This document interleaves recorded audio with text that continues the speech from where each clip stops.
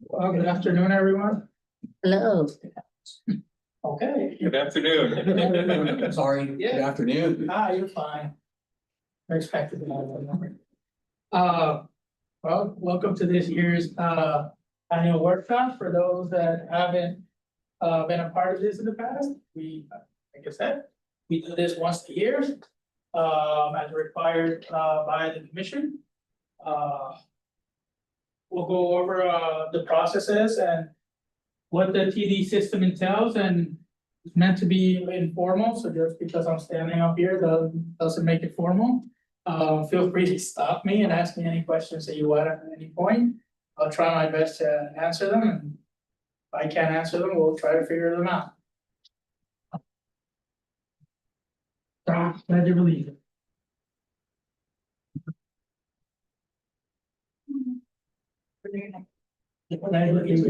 To the flag of the United States of America, to the republic which stands, one nation, under God, indivisible, with liberty and justice.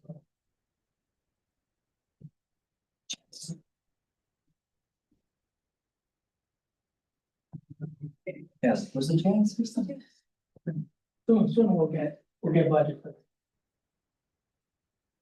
So I get a snapshot of what the structure looks like as far as the whole PD system looks like. So obviously the riders are the most important part of the whole process. That's why we're all here, and that's why the system was created. But where does it start? It starts with the governor. The governor appoints the commissioners to the TD commission. And at that same process, the TD commission implements the statutes and policies and guidelines. From there, the commission designates the planning agency. Historically, it's always been an MPO. In this case, it's ours. And in return, we recommend the CPC to the Transportation Commission. We did that one for Breeze in 2021. 23. Yeah, it would have been because I did it when I was here. Yeah, 23. It's a 5-year process, or I should say 5-year agreement recommendation. So we still have a couple of years to go to that. I don't know. As part of the planning agency, we staff in coordination with the counties, the members of the local coordinating board. From there, was it the LCB does? The LCB oversees the CTC, which is one of the reasons why the LCB exists, and we meet quarterly to see how the operations are going, and if we have any questions, and answers, and that they have some questions that we may want to go through. Part of what we're looking at here, the blue, I know it's difficult to look at, but the blue is meant to show what's operational. The green is supposed to show what the fiscal or what the financial part of it is. From there, the CTC obviously is in charge, and I'm going briefly over all of this because the future slides, I'll go a little bit more into details as to what each and every one does. The CTC from there is in charge of overseeing the whole TD process, and it's from its development to its implementation. So who are the riders?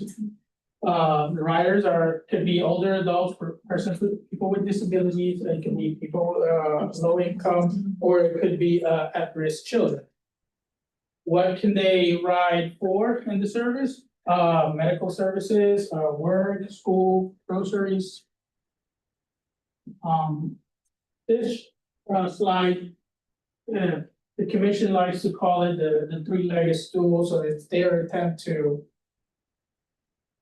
simplify the process and the foundation of what the whole system is. So 1979, the coordination system was established. 10 years later, the trust fund was created. Well, I should probably say it was funded by the legislation. The purpose again is to deliver a coordinated system in the most cost-effective way. And the entities, the primary entities is briefly touched on, but I'll touch on them again. You have the CTCs, in this case, Breeze, you have the planning agency, in this case, the MPO, and the LCB board. Most of you here are part of the LCB board, so I won't really go as far as to what the LCB board is. And then, the CTD works with state and local partners to also purchase trips through coordinated systems, which many of you are members of those agencies that purchase the trips from the CTC. What is the role of the Commission for Transportation Advantage, or the CTD? Is an independent agency that's administratively housed in FDOT. Although they're housed in FDOT, they report directly to the governor. And they are in charge of creating their own rules and policies within what the Florida statute says. They administrate the TD trust fund and disperse the funds, and develop and set policies and procedures, and they contract with the CTCs to deliver the CTD funded services, and obviously designates the planning agency, this case us.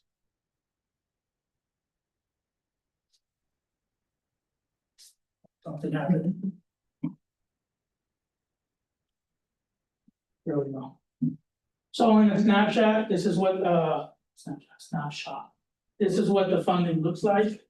I will preface, this is 100% state funded. The difference, normally year over year, the funding goes up anywhere from 300 to 5 to 6, just call it less than $1 million.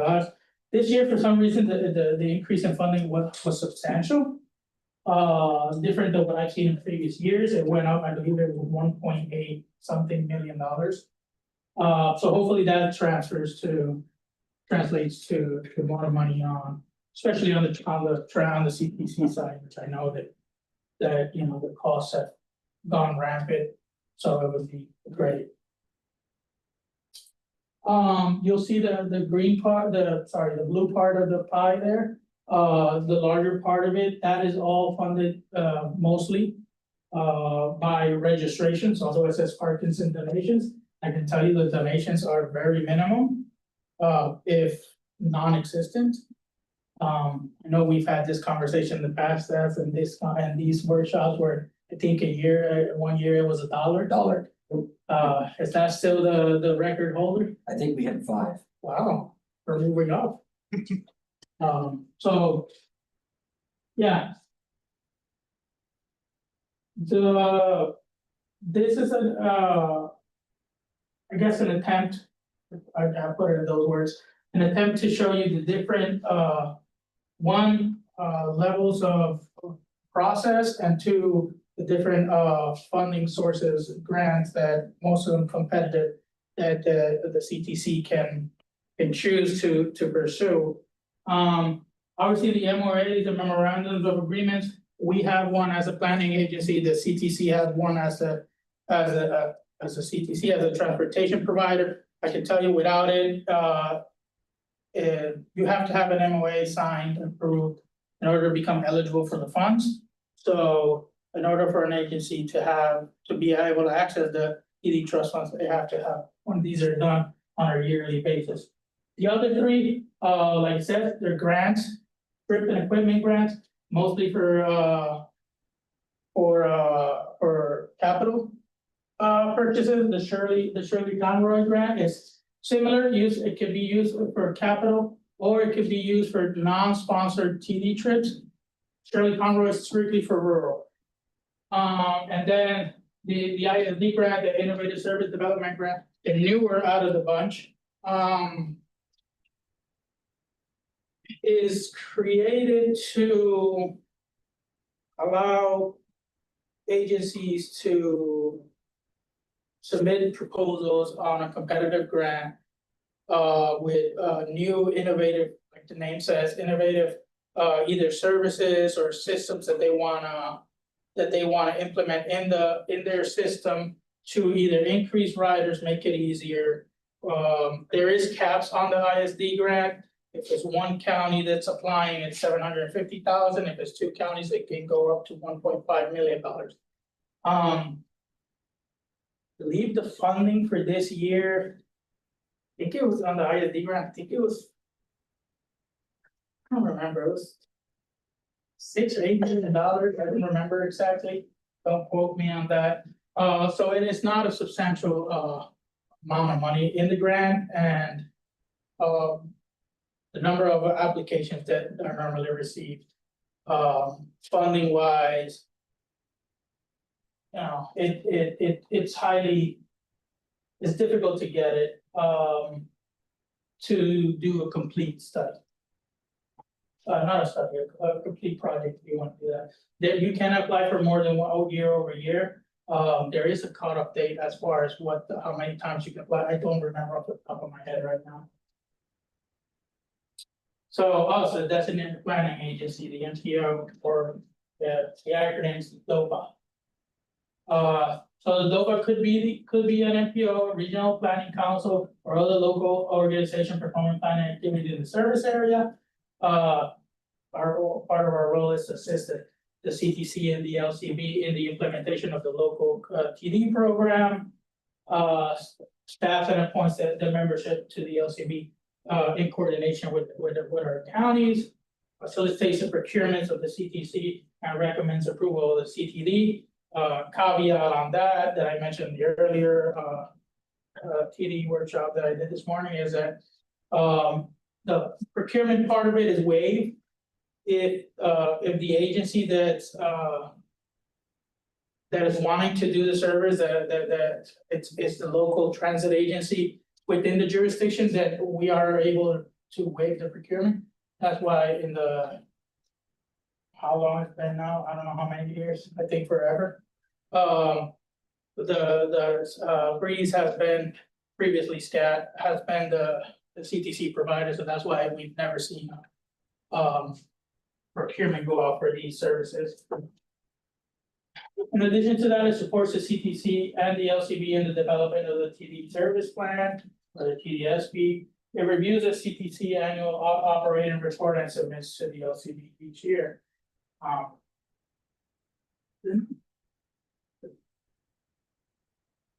It's not there, I thought it was there.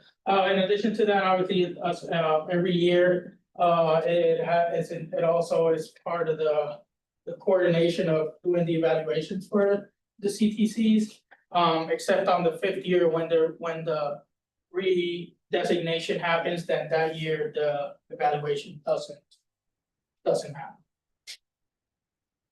So the local coordinating board, what is the task? It identifies local service needs, it provides information, advice, and directions to the CTC on the coordination of services to be provided to the coordination transportation system. It serves as an advisory body to the commission regarding particular service area. So I guess in short, you're the eyes and ears for the commission in the area. And obviously as the local subject matter experts on what is going on locally as far as the TD service goes. The duties: assist CTC in establishing eligibility guidelines and trip priorities, evaluates and performs the performance of the CTC. I think that's where it was. It reviews and approves the TDSP plan and the MOAs for the CTC.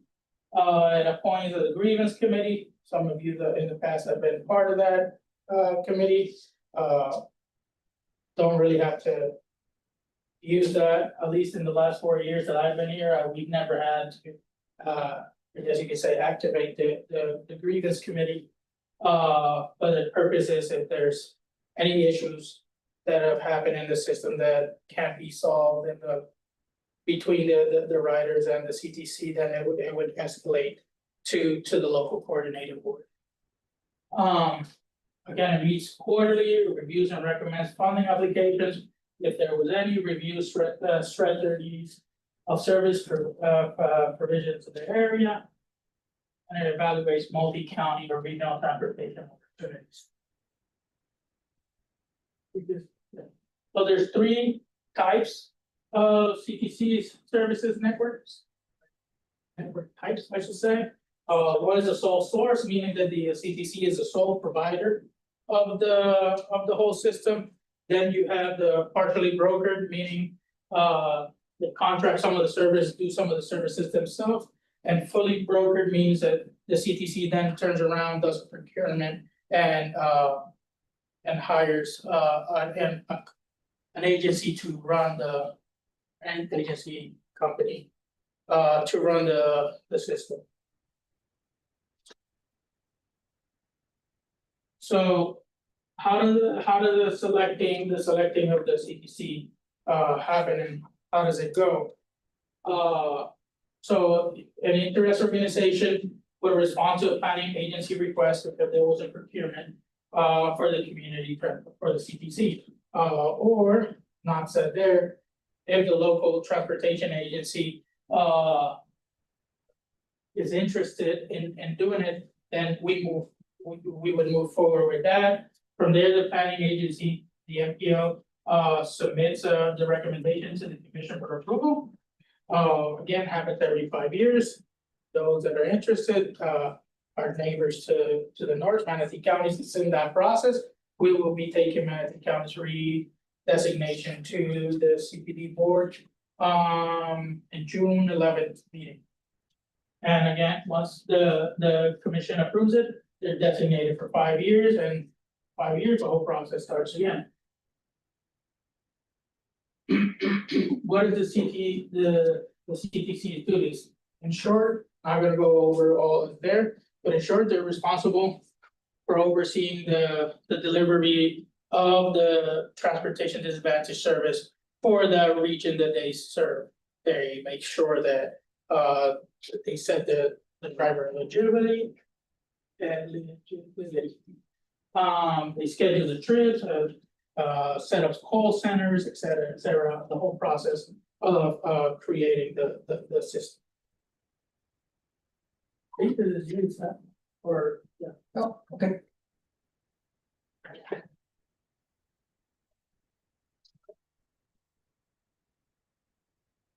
So for last year, 2025, look at the numbers, we have held fairly consistently about 50,000 trips each and every month. And you've seen that our percentage of those riders being PD is going up. So January, we were at 12, end of the year, we were almost 20%. That is going to take another sharp jump with this next quarter that comes in because of the way our contract is ran. The number of trips by month.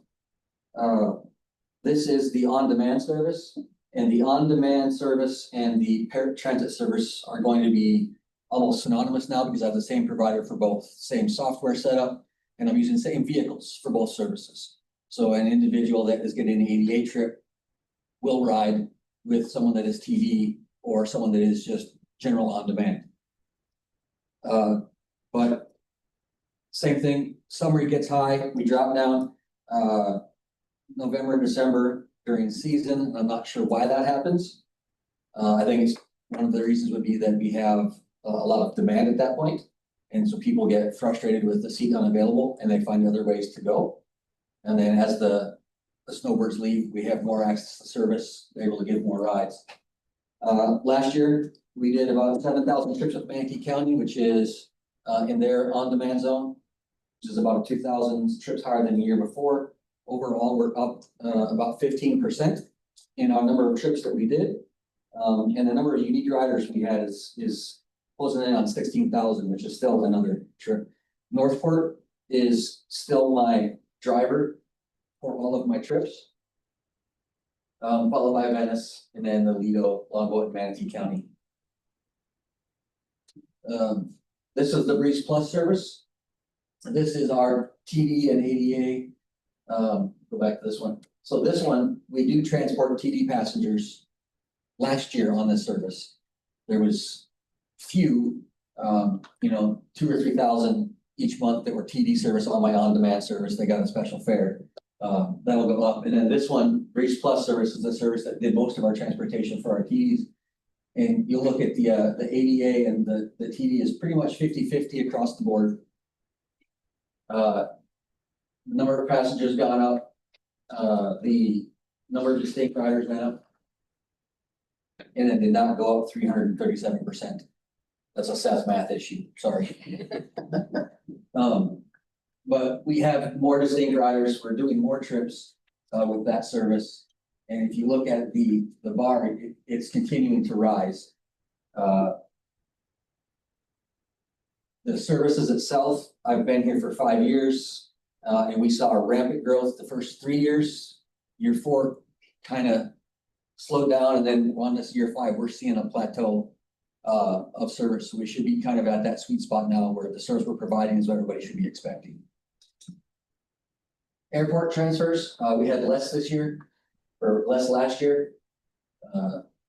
They went from 1,200 to 1,000, and 54 people, or from 64 to 54 people that were using the service. But it's still, the big one is going to be work related, getting people back and forth. I know we have several that go from Sarasota County to Manatee County for work, and make that transition. And then much like our other services, my ADA service and my TD service or my on-demand service, 7 a.m. and 2 p.m. are my highest demand hours. It's the same thing for this. They need to get there to go to work, and then when they get off, they get off at the same time. That is it for me. Sorry, you want to keep going? So anyways, there I was.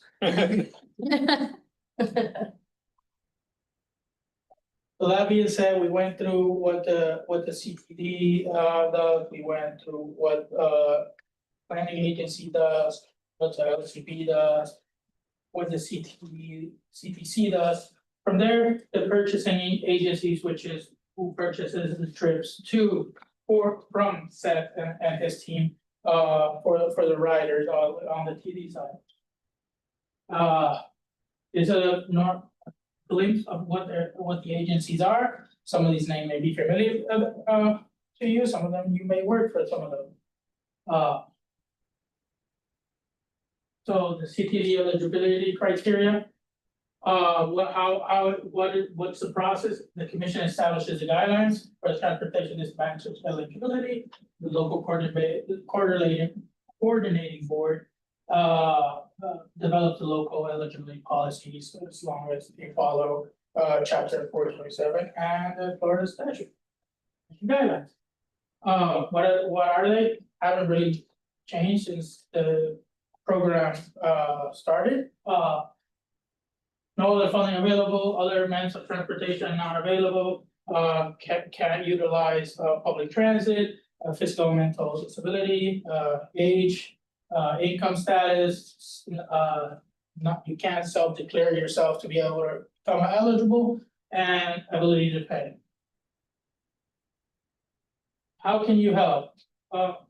We talked about briefly earlier, most of those funds come from the state, most of that fund that comes from the state comes from the registration of your vehicle, the renewal of the vehicle.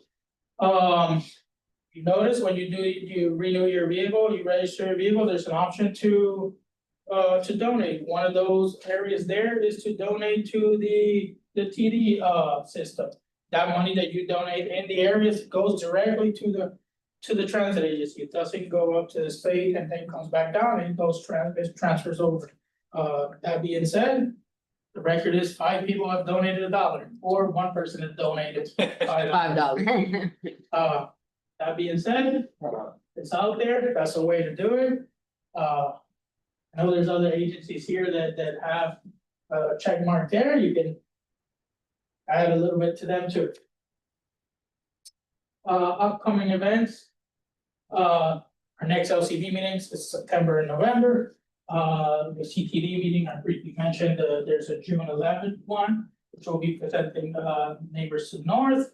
And then we have a September and a December one. The professional development workshop is, June 8th through the 10th, so here coming shortly. If you registered, great. If you did, you can't register anymore, the registration is closed. I won't be there, so you don't have to be sad if you're not going. And the FPDA annual conference is gonna be October 25th through the 27th. I think that's it. Yeah, any questions? Well done.